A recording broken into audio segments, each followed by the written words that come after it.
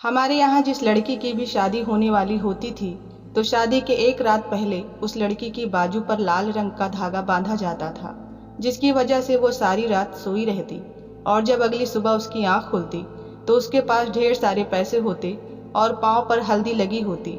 मुझे ये सब बहुत अजीब लगता था क्योंकि मैं पढ़ी लिखी थी और हर हाल में ये राज जानना चाहती थी। इसलिए जब मेरी शादी से एक रात पहले मेरी बाजू पर धागा बांधा गया तो मैंने चुपके से उस धागे को तोड़कर फेंक दिया और सोने का नाटक किया।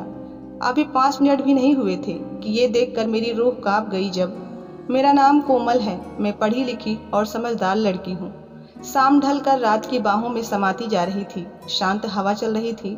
मैं छत पर बैठी पक्षियों को अपने घर पर वापस लौटते हुए देख रही थी। तभी मेरी माँ आई और मेरे बगल में आकर बैठ गई। तभी सारा माहौल एकदम से मुझे घुटन जैसा महसूस होने लगा था। माँ बोली, कोमल, अगले हफ्ते तुम्हारी शादी है। शादी से एक रात पहले तुम्हें अपनी बाजू पर एक लाल धागा बांधना होगा और मैं तुम्हारे मुंह से कुछ और नहीं सुनना चाहती।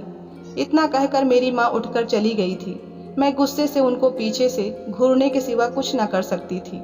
मुझे मेरी माँ जरा भी पसंद नहीं थी और इसकी वजह मैं किसी को क्या खुद को बताते हुए भी डर सी जाती थी। हमारे परिवार में एक रिवाज था कि परिवार में जब भी किसी लड़की की शादी होती थी तो वो शादी से एक रात पहले अपनी बाजू पर लाल धागा बांध लेती थी।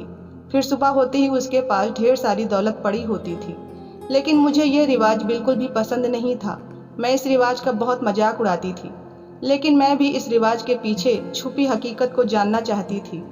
इसलिए मैंने मन ही मन एक योजना बना ली थी। शायद माँ को इस बात की जरूर थोड़ी बहुत भनक लगी थी, तभी वो मुझे याद दिलाने आई थी। मुझे नहीं पता था कि मेरी शादी किसके साथ हो रही है, किस परिवार में हो रही है, मैं शादी के बाद कौन से शहर में चली जाऊंगी, कुछ भी नहीं पता था। मैंने दबे शब्दों में माँ से पूछा भी था, लेकिन वो गुस्सा हो गई और बोली, क्या तेरे लिए इतना जानना काफ़ी नहीं कि तुम किस दिन दुल्हन बनोगी। मैंने जोर दिया तो माँ मेरी पढ़ाई का मजाक उड़ाने लगी और वो अंजना दीदी को कोसने लगी थी। वो बोली, ज़्यादा पढ़ने लिखने से तुम्हारा दिमाग ख़राब हो गया है और तेरी बहन जो घर से भाग कर गई है ना, तू भी वैसा करने की कभी कोशिश मत करना। तुम दोनों बेटियों ने हमारी नाक कटवा दी है, किसी से नज़र मिलाने के काबिल नहीं छोड़ा हमें। मुझे माँ से ऐसी ही उम्मीद थी, इसलिए मैंने उनकी बात को अपने दिल पे नहीं लिया। लेकिन मैं पिताजी के पास बड़ी उम्मीद लेकर आई थी। मैंने पिताजी से कहा, पापा, मैं उस लड़की की तस्वीर देखना चाहती हूँ जिससे मेरी शादी होने वाली है। मुझे पिताजी से इस तरह के जवाब की उम्मीद नहीं थी। वो बोले, क्या तुम्हें अपने पिता से ये बेशर्मी की बातें करते हुए जरा सी शर्म नहीं आई? क्या तुम भी अंजना जैसे इरादे लेकर बैठी हो? शादी के पहले वाली रात को चुपचाप अपनी बाजू पर लाल धागा बांध लेना, यही रीत है और यही रिवाज है। मैं चुप हो गई थी क्योंकि ये परंपरा हम बहनों को रास नहीं आई थी। आज भी मेरा दिल ये सोचकर हैरान हो जाता है कि जिस रात मेरी बड़ी बहन अंजना की शादी थी वो बहुत खुश थी। उसने हाथ पर लाल धागा बांधा हुआ था, लेकिन ना जाने आधी रात को क्या हुआ था कि पूरा घर उसकी चीखों की आवाज़ से गूंज उठा था। हम सब उठकर बैठ गए थे, लेकिन जब हम सब उसके कमरे में भाग कर गए तो उसका कमरा खाली था, जबकि उसके चारपाई पर सोने के जेवरात और ढेर सारे पैसे पड़े थे। मैं तब सिर्फ 10 साल की थी। मैंने आंखों में डर लेकर माँ से पूछा कि माँ, अंजना दीदी कहाँ गई हैं? मेरी माँ बोली, वो घर छोड़कर भाग गई हैं। लेकिन पता नहीं क्यों मुझे माँ की बात पर यकीन नहीं हुआ था। मैं डर गई थी। जब मेहमान अपने घर वापस लौट गए तो मैंने एक बार फिर अपनी माँ से पूछा था कि मेरी दीदी कहाँ है। माँ ने फिर कहा, बताया तो है कि भाग गई है, हमारे मुंह पर कालिख पोत कर गई है। जमाने वाले कहते हैं कि मैंने उसकी अच्छे से परवरिश नहीं की थी, इसलिए मेरी नाक कटवा कर भाग गई है। लेकिन मुझे अपनी बहन के बारे में मालूम था। उसकी ना तो किसी के साथ दोस्ती थी और ना ही किसी से प्यार करती थी, तो फिर वो किसके साथ भाग सकती है? मैंने माँ से कहा, अगर अंजना दीदी को भागना ही था तो शोर क्यों मचाया? हो सकता है किसी ने उसे अगवा कर लिया हो। माँ ने मुझे घूर कर देखा और बोली, तो अपने दिमाग पर ज़्यादा जोर मत दिया कर।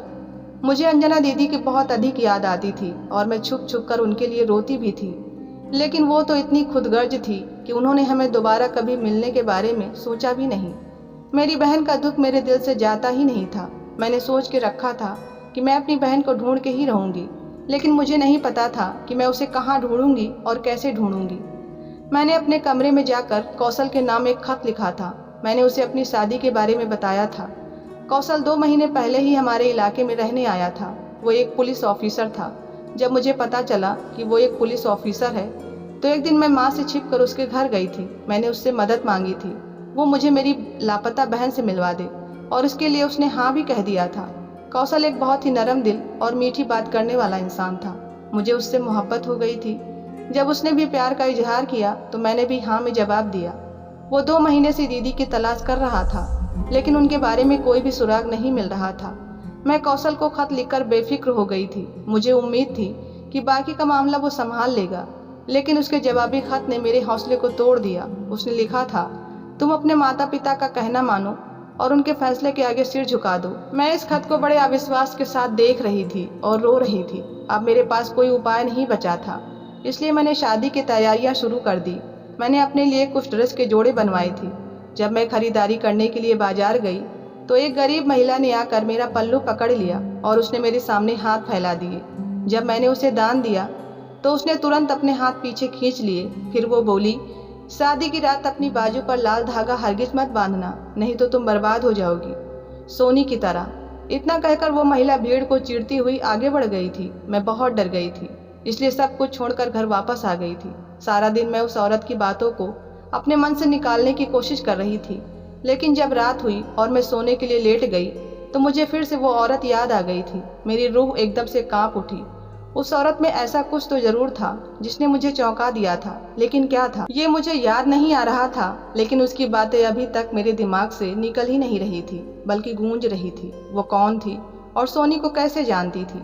सोनी मेरे चाचा की लड़की थी। 4 महीने पहले ही उसकी शादी हुई थी, लेकिन वो अभी तक एक बार भी किसी से मिलने घर नहीं आई थी। बाकी चचेरे बहनों की तरह हमारे परिवार में और भी कई लड़कियों की शादी हो चुकी थी। हर लड़की रात को वो धागा बांधती और सुबह विदा होकर चली जाती, लेकिन फिर उनका कोई अता पता नहीं मिलता। वो कहाँ जाती, कहाँ रह रही होती, किसी को कुछ खबर ही नहीं होती। मैं अपनी माँ से पूछती तो वो ये कहती, सब उस धागे की करामात के कारण हुआ है। मैंने ठान लिया था कि मैं उस धागे की करामात को देख कर ही रहूंगी, लेकिन अब जब मुझ पर वो वक्त आ गया था तो मेरा मनोबल गिर गया था। अभी भी उस राज के कई पहलू गुम थे जो मुझे ही ढूंढने थे। मैंने चुप रहने का फैसला कर लिया था। मैं चुपचाप अपनी शादी की तैयारी कर रही थी। मम्मी और पापा दोनों ही मेरी तरफ से बेफिक्र हो गए थे। अब वो अपने कामों में व्यस्त हो गए थे। पिताजी हर दिन सब्जियां बेचने जाते थे। मेरे पिताजी के जाते ही मेरी माँ इस्त्री किया हुआ सूट पहनकर, बालों में गजरा और लिपस्टिक लगाकर कोठी पर काम के लिए जाती थी। मैं घर में बैठी बस इस लाल धागे के बारे में ही सोचती रहती थी। एक दिन उस औरत को ढूंढने के लिए मैंने एक बार फिर बाजार का चक्कर लगाया था, लेकिन वो मुझे कहीं भी नहीं मिली थी। मैं बहुत देर तक बाजार में उसका इंतजार करती रही, फिर मायूस होकर वापसी का रास्ता पकड़ लिया। मैं घर लौट रही थी, तभी मेरी नज़र कौशल के घर पर पड़ी। मेरे मन में आया कि आखिरी बार इससे भी बात कर लेनी चाहिए, कि आखिर मुझे भी तो मालूम होना चाहिए कि उसने अचानक से मुझसे नजरें क्यों फेर ली हैं। यही सोचते हुए मैं कौशल के घर में दाखिल हो गई। मेरी किस्मत अच्छी थी कि घर का दरवाजा खुला हुआ था। मैं आगे बढ़ रही थी कि अचानक माँ की आवाज़ मेरे कानों में पड़ी। मैं सन्न रह गई थी। माँ कौशल से कह रही थी कि साहब जी घर की सफाई हो गई है, अब बर्तन धोऊं। वो भी कुछ बोला था, लेकिन मैं उल्टे कदमों से घर लौट आई थी। अब मुझे पता चल गया था कि कौशल ने मुझसे मुंह क्यों मोड़ लिया है। उसे एक काम वाली की बेटी से शादी करके क्या मिलेगा। मेरा दिल बुरी तरह टूट चुका था। इधर मेरी शादी के जश्न की तैयारी शुरू हो गई थी।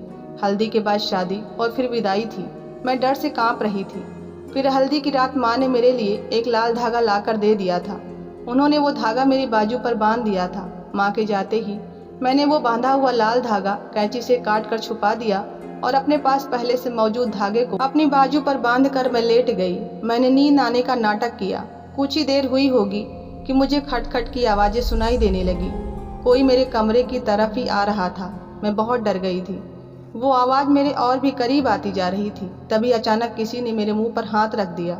सामने खड़े शख्स को देखकर मेरी आंखें फटी की फटी रह गई थी। मेरे सामने कौशल खड़ा था। कौशल ने मुझे चुप रहने का इशारा किया। फिर वो मेरे कान में बोला, चुपचाप मेरे साथ चलो। मुझे समझ नहीं आ रहा था कि मैं क्या करूं, और मैंने अपने दिल की बात सुनने का फैसला किया। मैं उठी और कौशल के पीछे चली गई। वो मुझे हमारे घर के पीछे ले गया। फिर वो बोला, तुम मेरे साथ मेरे घर में चलो, मैं तुम्हें अपना लूंगा। मुझे मालूम था कि वो ही एक मेरा सहारा है। घर की बाकी लड़कियों की तरह गायब होने से सिर्फ एक कौशल ही मुझे बचा सकता था। मैंने उसे हाँ कह दिया तो उसने मुझे दीवार से कूदने को कहा। मैं उसके साथ दीवार लांघ कर अपनी घर की 4 दीवारों को पीछे छोड़ चुकी थी। कौशल ने मेरा साथ किसी मेहरबान दोस्त की तरह दिया था। उसने मेरे लिए खाना बनाया। मुझे खाना खिलाने के बाद उसने मुझे एक कमरा दिखा दिया। मैं उस कमरे में आराम करने के इरादे से लेट गई थी। जैसे ही मैं लेटी, गहरी नींद में चली गई। सुबह जब मैं उठी तो मैंने कौशल को पुलिस की वर्दी में देखा। वो बोला, मैं अब ड्यूटी पर जा रहा हूँ, तुम पीछे से दरवाज़ा बंद कर लेना। कौशल के जाते ही मैंने कुंडी लगा दी। दिन के 12 बज चुके थे। जब मैंने शहनाइयों की आवाज़ सुनी थी, मुझे बड़ा आश्चर्य हुआ कि आज किसकी शादी हो रही है। 3 घंटों के बाद वो बारात बड़ी धूमधाम से लौटी थी। खैर, मैंने अपना सिर झटक दिया। मैं किचन में जाकर अपने लिए चाय बना रही थी। तभी अचानक पीछे से आकर किसी ने मेरे मुंह पर कुछ रख दिया था। अगले ही पल मैं अंधेरे में डूब गई थी। फिर जब मेरी आंख खुली तो मैंने अपने आप को एक पिछवाड़े जैसे घर में पाया। मैंने अपनी आंखें खोलकर चारों ओर देखने की कोशिश की। ये एक अजीब सा कमरा था। कच्ची जमीन, पक्की छत, बाहर से बच्चों के रोने की आवाज़। मैं घूमते सिर के साथ उठकर बैठ गई थी। मैंने सोचा कि मैं बाहर जाकर देख तो लूँ कि आखिर मैं कहाँ पहुँच गई हूँ। मैं उठकर बाहर गई तो 4 मैले कुचैले से बच्चे आकर मुझसे चिपक गए थे। वे खुशी के नारे लगाने लगे, माँ उठ गई, दादी जी माँ उठ गई। ये सब देखकर मैं हैरान रह गई थी। तभी घर के एक तरफ से एक दुबली पतली सी बूढ़ी औरत निकलकर मेरे सामने आ गई। वो बोली, हमारे घर में इतनी देर तक सोने का रिवाज नहीं है, तुम अपना चाल चलन सीधा कर लो। मैंने कहा, आखिर आप लोग कौन हैं और मैं यहाँ क्या कर रही हूँ। तभी उस औरत ने किसी को आवाज़ देकर पुकारना शुरू कर दिया, रामदेव, आजा तेरी दुल्हन उठ गई है। दुल्हन? वो भी रामदेव की? आखिर ये औरत क्या बोल रही थी, मुझे कुछ समझ नहीं आ रहा था। चोरी चुपके ही सही, लेकिन मेरी शादी तो कौशल से होनी थी। मैं मन ही मन यही सब सोच रही थी। तभी एक 50-55 साल का आदमी छत से उतरकर नीचे आ गया। उसकी बड़ी सी सफ़ेद दाढ़ी थी, आंखों में सुरमा डला हुआ था। वो मोटा सा मर्द मुझे देखकर बहुत खुश हुआ। फिर उसने अपनी माँ से कहा, माँ, शादी के लिए पंडित जी का इंतजार कर लें। मेरे सब्र का बांध टूट चुका था। मैं जोर से चिल्लाई, तुम लोग कौन हो? मुझे यहाँ क्यों लाया गया है? मुझे पता है तुम लोगों ने मुझे कौशल के घर से अगवा कर लिया है। वो तुम लोगों को छोड़ेगा नहीं। वो आदमी हंसा और बोला, तुमने बिल्कुल सही अनुमान लगाया है। हमने तुम्हारा अपहरण कर लिया है, लेकिन तुम चिंता मत करो। कौशल तुम्हें कभी भी ढूंढ नहीं पाएगा, क्योंकि हम तुम्हारे शहर से बहुत दूर रहते हैं। अब तुम्हारी भलाई इसी में है कि तुम चुपचाप मुझसे शादी कर लो, नहीं तो मैं तुम्हें भूखे कुत्तों के सामने फेंक दूंगा। उस आदमी की आंखों में इतना खौफ था कि मैं सचमुच उससे डर गई थी। मैं समझ गई थी कि अब यहाँ से बचकर निकलना मेरे बस का नहीं है। इसलिए मैंने चुपचाप रामदेव का कहना मान लिया था। शाम को मेरी शादी हो गई और मैं रामदेव के 4 बच्चों की माँ बन गई। मेरी अनचाही सास ने घर के काम से खुद को अलग कर लिया था, ये बोलकर कि अगवा करके लाई गई दुल्हन ही घर का सारा काम संभालेगी। मैं खुद को इस माहौल में ढालने की कोशिश करने लगी। जब चूल्हे पर खाना बनाती और आग जलती तो आंखों में इतना धुआं भर जाता कि कई कई पल तक तो मुझे कुछ भी नजर नहीं आता था। मैं इसी बहाने बैठकर रोती रहती थी। मुझे रामदेव के 4 बच्चों पर बहुत तरस आता था। वो बहुत छोटे से थे, कोई भी 6 साल से बड़ा नहीं था। मैं उन्हें नहला धुला कर साफ सुथरे कपड़े पहनाती थी, लेकिन मैंने अपने दिमाग को हर पल एकदम चौकन्ना रखा हुआ था। गांव की औरतें दिन भर मेरी सास से मिलने आती रहती थी। उन्हीं की वजह से मुझे पता चल गया कि मुझे आगरा लाया गया है। लखनऊ मेरा जन्म स्थान था। कोई मुझे ढूंढ भी नहीं पाता, इसलिए मुझे खुद ही भागने की कोशिश करनी थी। लेकिन मुझे कुछ समझ नहीं आ रहा था, इसीलिए मैंने बेहोश होने का नाटक 2-3 बार किया था। फिर मैं अपनी सास को कहती, आप सब्जी खरीदने बाहर क्यों जाती हो? अब आपके आराम के दिन हैं, आप सारी जिम्मेदारी मुझ पर डाल दो। लेकिन वो भी एक सांसारिक महिला थी, मुझ पर इतनी जल्दी कैसे भरोसा कर सकती थी। फिर मैंने उनके पोते पोतियों को अपना लिया। मैं अपनी सास की खूब सेवा करती थी, रामदेव का भी अच्छे से ख्याल रखती थी। घर को मैंने पूरी तरह से संभाल लिया था। तब कहीं जाकर उन्हें मुझ पर भरोसा हुआ। मेरी सास ने मुझे सब्जियां लाने की इजाज़त दे दी। मैं हर रोज़ रास्ते में रुककर किसी न किसी औरत से पूछती रहती थी कि आगरा का बस स्टॉप किधर है और यहाँ से बस स्टॉप तक कैसे पहुँचा जा सकता है। ये सारी जानकारी इकट्ठा करने में मुझे 5 महीने लग गए थे और आखिरकार मेरी आज़ादी का दिन भी आ गया था। मैंने हमेशा की तरह घर के पूरे काम किए और सास को खाना बना कर दिया। मैंने अपनी सास के खाने में नींद की गोलियां मिलाकर रख दी थी, इसलिए खाना खाते ही वो सो गई। बच्चे स्कूल गए हुए थे और रामदेव अपने काम पर। मैंने घर से कुछ पैसे उठाए और भाग गई। मुझे सारी जानकारी मिल चुकी थी, इसलिए मुझे खुद पर बड़ा भरोसा था। लेकिन ये कमबख्त डर मेरा पीछा नहीं छोड़ रहा था।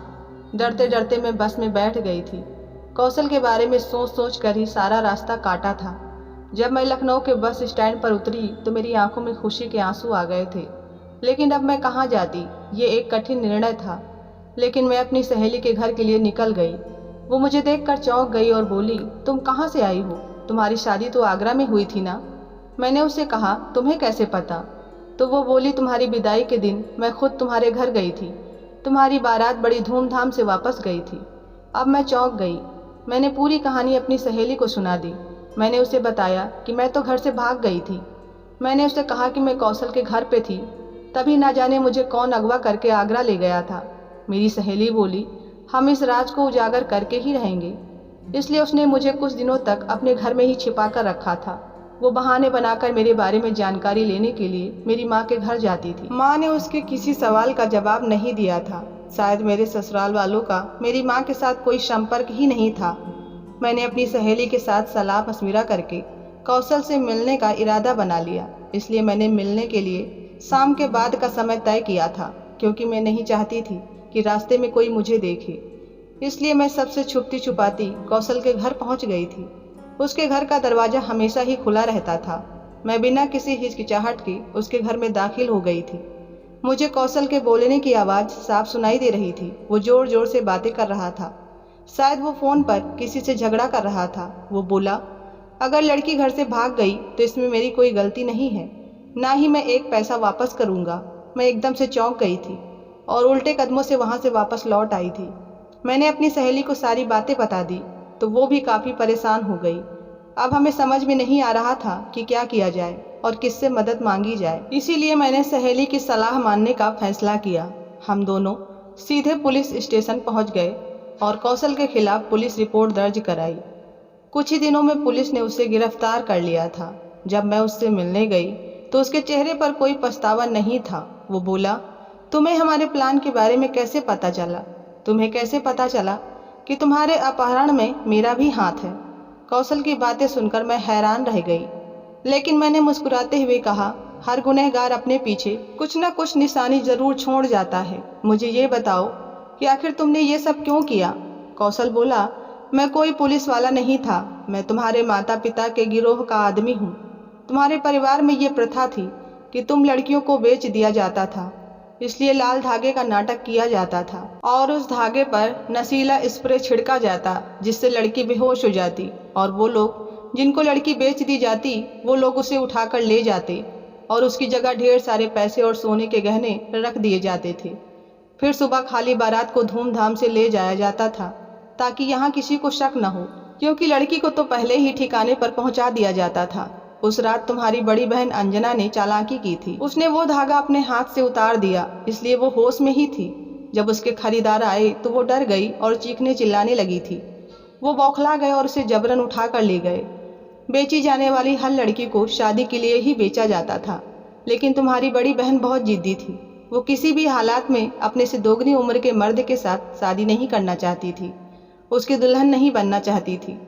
इसलिए उसने खुद को भिखारन बना लिया। उस दिन तुमने बाजार में जो भिखारन देखी थी वो तुम्हारी अंजना दीदी ही थी।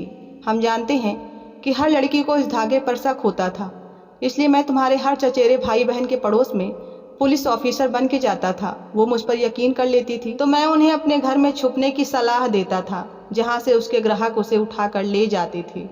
तुम्हारी हर चचेरी बहन अपने पतियों के साथ बस गई है।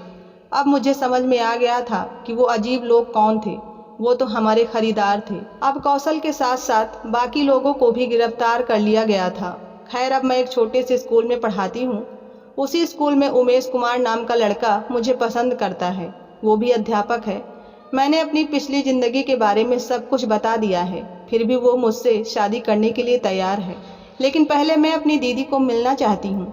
गली गली में अंजना दीदी को ढूंढती फिर रही हूँ ताकि हम बहनें एक खुशहाल ज़िंदगी शुरू कर सकें। आप प्रार्थना करें कि मुझे मेरी पीड़ित बहन मिल जाए। कहानी पसंद आई हो तो प्लीज़ वीडियो को लाइक करें, चैनल को सब्सक्राइब करें। मिलते हैं नई कहानी के साथ, तब तक के लिए धन्यवाद।